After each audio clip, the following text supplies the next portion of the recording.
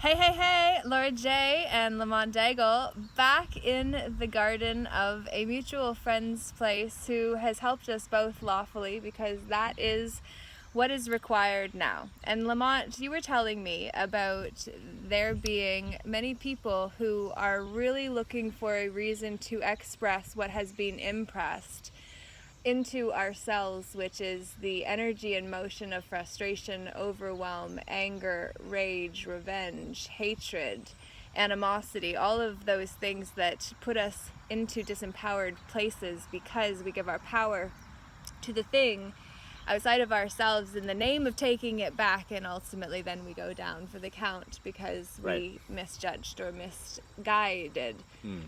Or were misguided because of all of the people that claim to be for the greater good of the movement compared to where their heart truly is. Right. And as one involved with all of this since the very beginning, as we've all been, but us particularly, he founded the Line Canada in 2020. And I did Peaceful Inner Warriors United back even before the pandemic was a concept, in my awareness at least. I think that's the key, really, is what were the people that are now out there being the advocates for change? What were they doing before 2020, right? And I think from 2009, I was involved in men's work. I understood that, my personal responsibility around mature masculinity was what I was interested in, because I could see that the men in the world were having a hard time. And so when 2020 happened in April, I kind of saw a need for that. And quickly I realized that a lot of the people that were aligning with us in the streets and in our hearts and on media and on the internet were all doing their best to really, bring attention to the fact that for years, their spirits and their needs were disparaged by not only their family and their corporations and their work and their, all the above of oppression that we've been seeing in the last 3.5 years, that the culmination of that was happening and that people's true nature were coming out. We didn't know any of this. We just wanted to stand up and say, hey, we've had enough and change needs to happen. And we did our best. We aligned with a lot of people that really didn't understand what competition is, what being heard sounds like, and the responsibility of what it means to be in the streets of a country where people are paying attention to what people are yelling in the streets with a megaphone. And it was a big responsibility. It was interesting to see how that's all played out in 3.5 years. Even last night, I was on YouTube with my friends here at this location, and they said, hey, let's just type up Lamont Daigle on the internet and see what comes up. And I was horrified to see that so much of the positive stuff that we've done was scrubbed from the internet, and the only stuff that was out there was basically negative stuff. And we're aware of who these agents are, and we're just coming out and talking more about these things with people that are really seeing the true nature and spirit of what we're trying to do. So thank you, Laura, for doing this video. Appreciate it.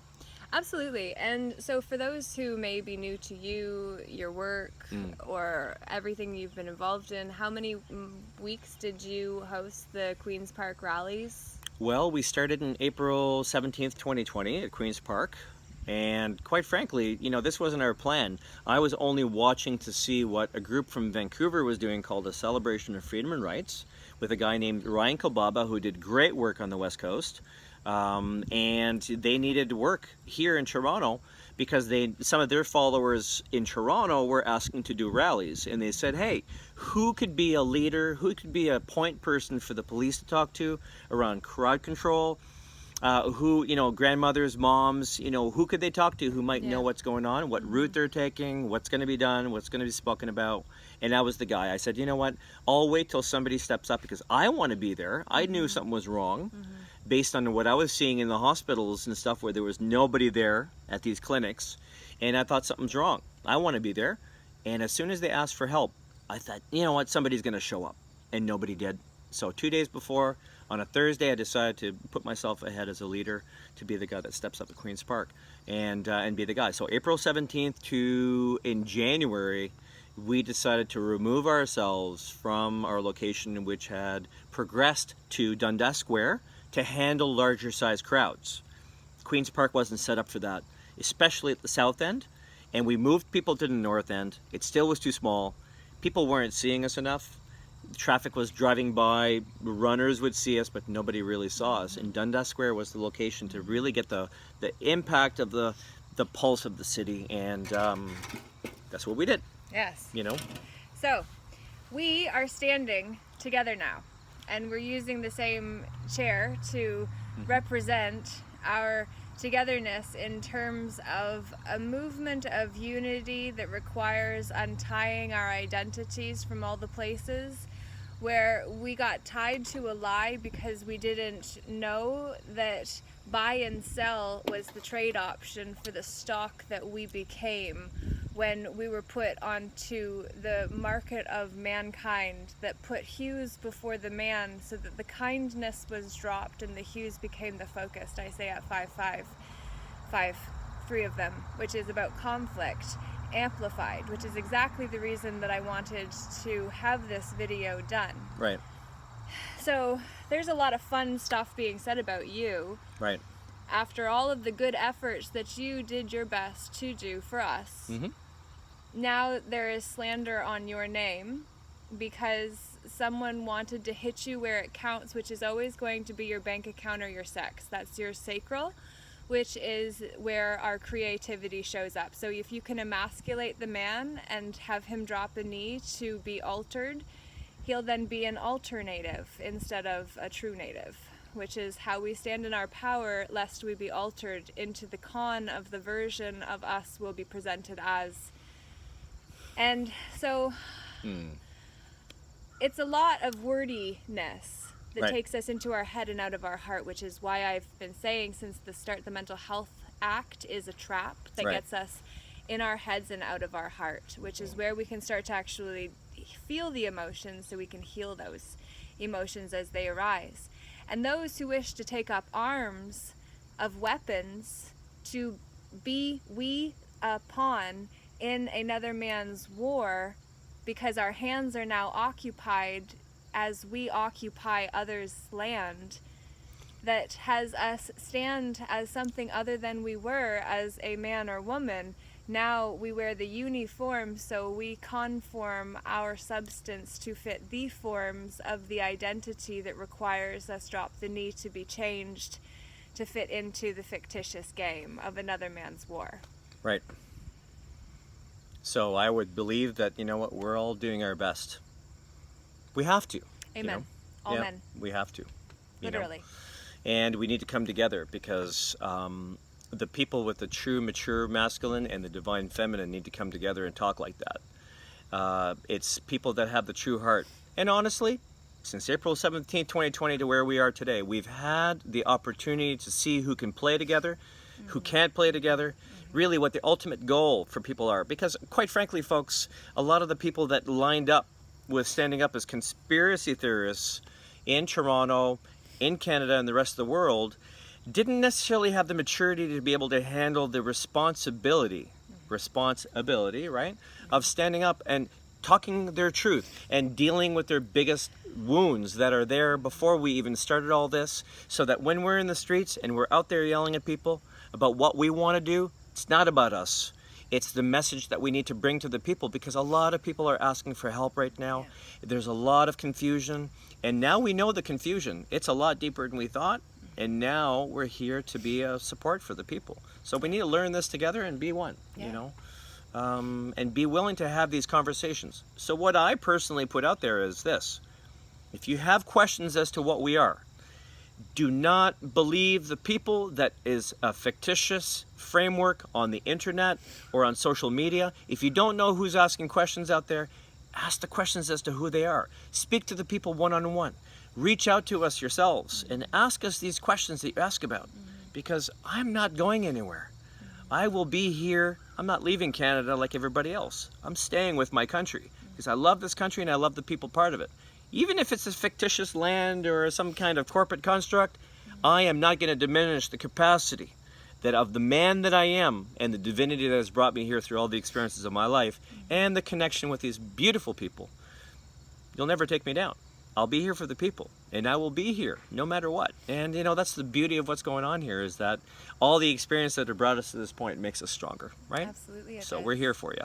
We are here for you because we are here for ourselves as well. Number one. And when we stand for ourselves, then we actually have the capacity to stand with and for others too. For we do not need to hear what someone talks. We want to see the path they walk. And then we may listen to their words after the fact. But until then, it's just verbal masturbation. And I think we've all had enough foreplay. So it's time for the real game, guys. Coming. Woo! You know what's coming. Ask the questions. Ask the questions. That's terrible, but absolutely brilliant.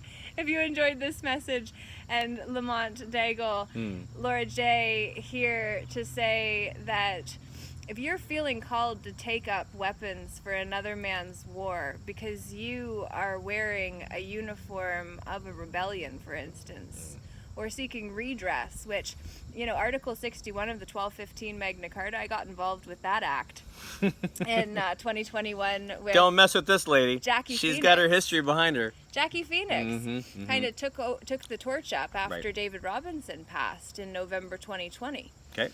And basically, he was trying to seek redress of the parliamentary buildings through the Cops Courts Councils in a 5-step notice process that put every single man and woman on notice in their private capacity to actually see the constitutional impositions that have been changed, amended, and are not serving the people. The 61st article in that 1215 MC was to be the People's Protection Clause that was removed in 1216 when a 9-year-old was on the throne because King John had died of dysentery, where he didn't look after himself and basically killed himself after drinking and overeating for too long a period. Right. But the interesting thing is that whole movement has got a lot of people signed up under the OPCA litigant status of organized pseudo-legal commercial argument status because it's vexatious indeed, which causes frustration, irritation, or annoyance to those who receive all of the paperwork, of those who believe themselves to be the paperwork, and to think that sending notification to some agent of a principal, which is no longer us in the office of man or woman, but instead the corporation that takes on that status and puts us into the third person of the legal party. Right. That becomes a party in our own affair because now we've entered or invited an entity into a two-way dynamic that's private to now make it public, you see. Goodness. And Article 61 of the 1215 Magna Carta was said to be the people's solution, but did you know that King John had already made the Vatican and Pope Innocent the vassal, which is the holder of title? So even though John wore the crown, he was no longer the one who had final say, because in 1212 he'd signed that right away, or that benefit or privilege assigned and awarded to the man wearing a suit. So the privilege was given to the man in the suit, but the man surrendered his rights in order to gain the benefits and privileges, you see? So, this little side piece, sitting on the side right now in this moment, and then just offering a little rhyme about the Article 61, this is why it didn't work. Even though it was evoked on March 23rd, 2001 in Parliament. So if we're going to say that it was only then that Parliament became illegal, to have continued operating without addressing that act may have some legal implications. We'll find out. Peace. Thanks for listening. Thank you.